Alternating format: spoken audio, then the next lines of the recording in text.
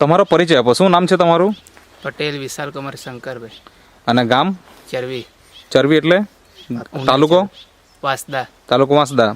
અને જિલ્લો નવસારી. હા.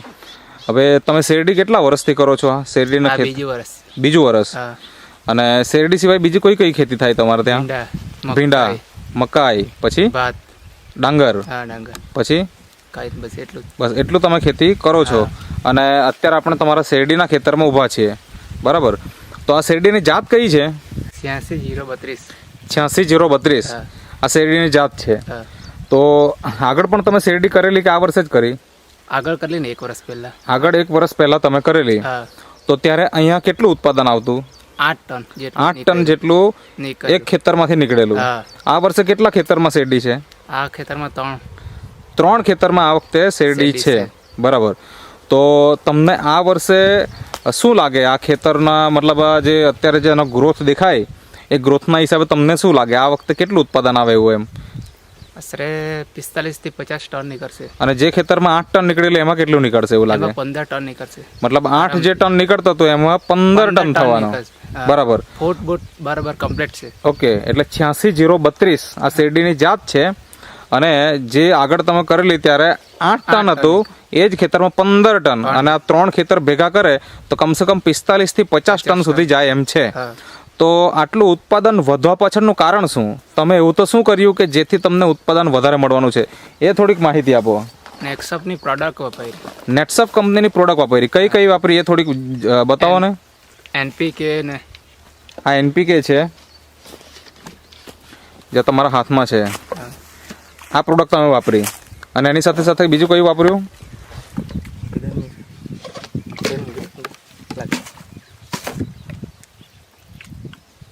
ઓકે, એની સાથે આ બાયો 99 છે. પછી આ સ્ટીમરીચ છે. અને આ જે છે શેત.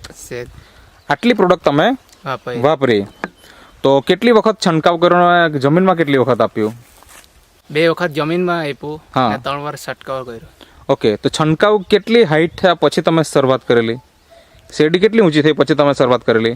કે કેટલા મહિના પછી કે કેટલા દિવસ પછી તમે છંટકાવ કરેલો? શેરડી 1.5 મહિના થઈ ગયા પછી છંટકાવ કર્યો. 1.5 મહિના થયા પછી તમે શેરડીમાં આનો છંટકાવ કર્યો. અને જમીનમાં તમે કેટલી વખત આપેલું? 2 વખત. એ ક્યારથી આપવાનું ચાલુ કર્યું તમે? એ 1.5 મહિનાથી સાથે સાથે. ઓકે, એટલે સ્પ્રે પણ કર્યો અને જમીનમાં પણ તમે આપી દીધું. એવી રીતના તમે કેટલા દિવસના અંતરે છંટકાવ કર્યો બીજો? 15 દિવસે. 15 દિવસના અંતરે.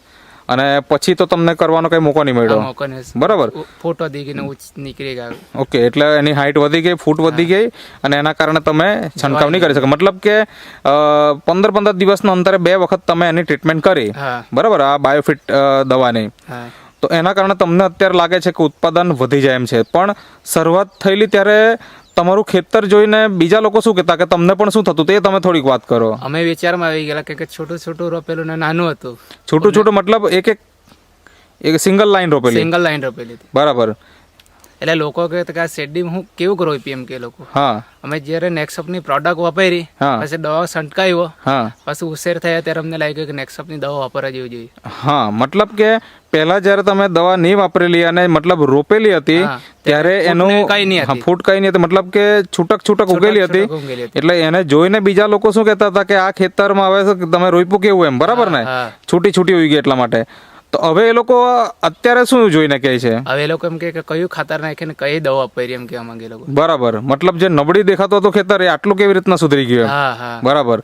તો ખેડૂત મિત્ર, તમે આ વ્યક્તિની વાત સાંભળી શકો, આ ખેડૂત મિત્રની વાત સાંભળી શકો કે જે ખેતરમાં બીજા જોઈને પણ કહેતા હતા કે ભાઈ આમાં કંઈક થાય એવું નથી, અને અત્યારે તમે આ ખેતર જોઈ શકો.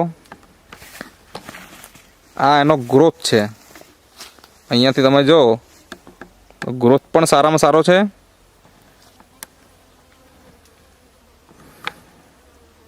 અંદર જવું હોય તો જવાય કે જરા જઈને બતાવો ને.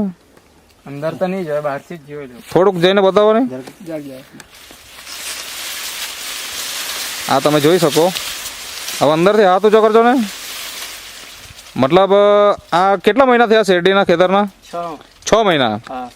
6 મહિના થઈ ગયા અને 10 ફૂટ ઉપર વધારે હાઈટ થઈ ગઈ. 10, 12 ફૂટ, 12, 13 ફૂટ થઈ દેખાય અત્યારે તો. બરાબર. આવી જાઓ બહાર.